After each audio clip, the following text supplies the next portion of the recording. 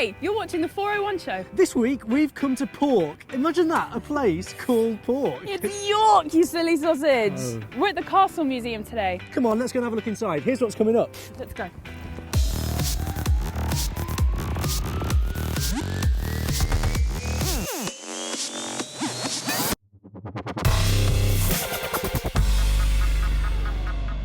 Thanks again to everyone for sending in your comments on last week's episode of the show. We had Mr. Vflot, don't really know how to say the surname, on YouTube who said, Jimmy's hair, aha! Oh, why do you think I'm wearing a hat this week? No, seriously, thanks so much for everyone who commented. We really do appreciate it. Last week's talking point came from Javone Prince. He wanted to know this. Why do people feel they have to drink before they dance? He picked these as his top two.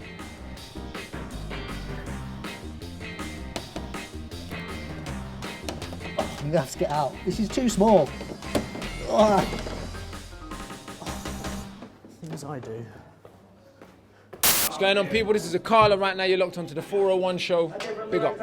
This week's talking point comes from D. Cartier, who plays Beaker in the YouTube show Mandem on the Wall. Karina, what are you doing? My name is D. Cartier. I play a character called Younger Baker from Mandem on the Wall. Now, my talking point today is this. Do you think smoking weed can play with your mind and bring on paranoia? Thanks, Beaker. I'm with Sean right now. Let's see what he thinks. Do you think that drugs can mess with your mind? Yeah, I definitely do. I think it can be quite scary not having lack of control. I think it has mental effects, like it makes you anxious, makes you panicky. You never know how your body's going to react because all our bodies are different and our bodies react differently to different things, and so one person might be okay but another person might be seriously affected and damaged by that. Do you think that can be quite frightening for people around that person? Oh yeah, definitely. For, say, friends or just anyone around them, strangers, it could be quite scary to see the effects of that. If you do it a lot, it might change. You could give you illnesses in the future maybe, or like nobody really knows what it can do to you. So yeah. Great. Well, that's what Abby and Georgina think. What do you guys think? Get in touch. Let us know your opinions.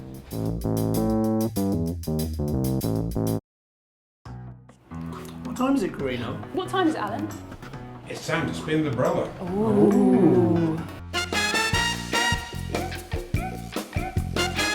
Now it's time for Spin the Umbrella. It's an umbrella. Which we spin and it's got faces on it. Whatever face it lands on, we talk about that person or thing. Karina, give it a spin. Who's it gonna land on? Who's it gonna... Oh! Zayn from One Direction has been in the news for the past week for allegedly cheating on Perrie from Little Mix. Is it true? Who knows? All we do know is an Instagram photo has been posted online of Zayn lying in bed topless. It doesn't really look like him. It's not him. It's definitely not him. There's one thing I know, it's Zayn and his tattoos, and that is not his back tattoo, so everyone can just leave it out. It's not him. Do you want to read out to me? Yeah, online, Lee has said, do stories like this need to be tweeted? It's not news, it's gossip, and it hurts the people it's about. This is true. Why feel the need to get involved in their business? Let them be behind closed doors. I mean, there are lots of people online who do believe it though. Yeah, we've got James who says, used to have loads of respect for Zayn from One Direction. Not anymore, now he's cheating on his bird. Hashtag, oh dear. Can I give it a spin? If you want. Can I do it? Go on. Oh, that felt good. Yeah, look at it go. Spin the wheel. Let's spin the wheel. Oh, oh. Spin it. Oh, and it's landed on David Witts. Who's that? David Witts plays Joey in EastEnders, and last week he picks up an award for Best Newcomer at the National Television Awards. Also known as the NTAs. Lingo. But when he went up to collect his award, he thanked his girlfriend, but he got booed. Very nice. Yeah, loads of people in the crowd were booing. I think they were jealous. Online, Jacqueline Josser, who plays Lauren in the soap, said, I couldn't be happier that David won. He's such a lovely man. Yay, his girlfriend is lovely too. For all these people who boo her, boo you. So he's obviously a lovely boyfriend in real life and a lovely boyfriend in the soap for helping Lauren deal with her family problems, which has led to a drink problem, not juice, alcohol.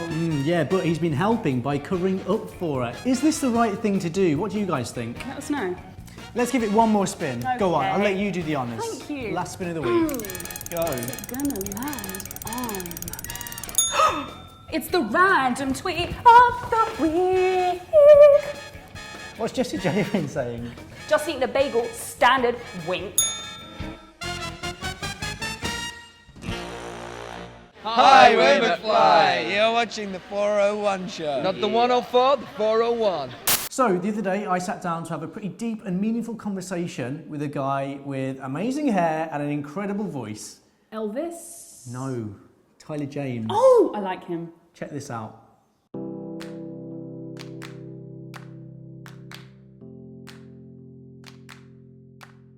Tyler James, hello. Hello. Welcome Hey. to the 401 show. Thanks for having me, man. How's it going? All good. Yeah. Yeah? Life is very different, very busy, but I'm having a time of my life, so yeah, it's good, man. You're like actual famous now, real life famous. So do you ever feel like you don't want to be in the spotlight, like you don't want the attention?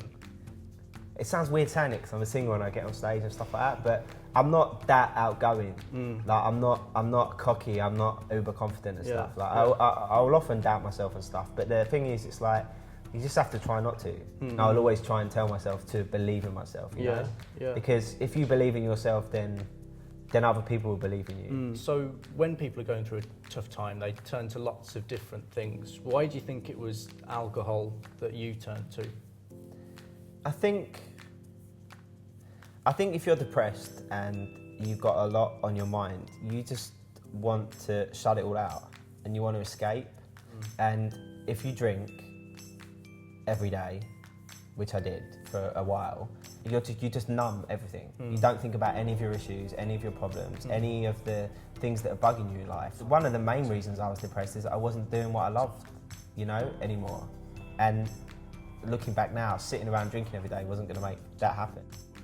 Turning to something like alcohol it's a really dangerous thing, because very quickly you will form a proper addiction, and you don't ever think that would happen to you. Yeah. But I still find it mad now. Technically, I'm an alcoholic, which is I haven't drunk for 5 years, but like it's Seems like so extreme, and you do think, oh, that never happened to me. Yeah, no, and I was just like anyone else. Like, when I was of a certain age, I had a drink with my friends, and then you start having a drink at the pub and stuff like that. But very quickly, it becomes a coping mechanism.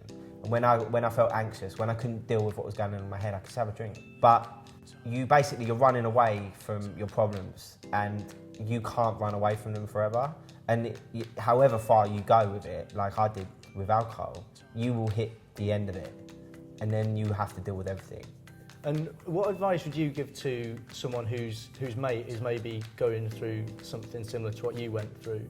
I think if you've got a friend who you're worried about in any way, if you think they're depressed, talk to them. They might not want to talk, but try and get them to talk, because sometimes that's all people need to do is just get stuff off their chest. If you bottle it all up, it just turns in on you. All I can say to someone, if they had a friend that they thought was drinking too much, then tell them to, that they need to find out why they're doing that, and that they need to stop. When you were younger, who did you go to for advice? My friends and family. My mum, my stepdad, my cousins. They're the kind of people I'd go to for advice. Yeah. However weird and, messed up you think you are, or whatever it is, people that get you and understand you, and people who love you for who you are. It's just, as long as you've got good people around you and you try and be a good person, then I think you'll be all right. So you don't drink anymore. What do you do when you're feeling a bit anxious or uptight? Now that I don't drink, I've just found my own way to calm myself down. I might go for a walk, I might hang out with my friends, I might talk to someone. That's the biggest thing. Back in the day, I'd be really stressed out, I wouldn't be able to deal with it, and then therefore I'd drink immediately.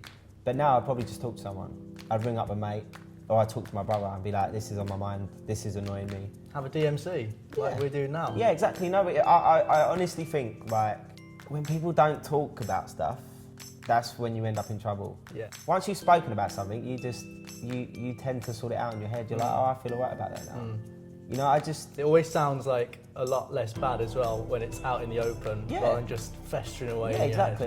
Your head. Yeah, exactly.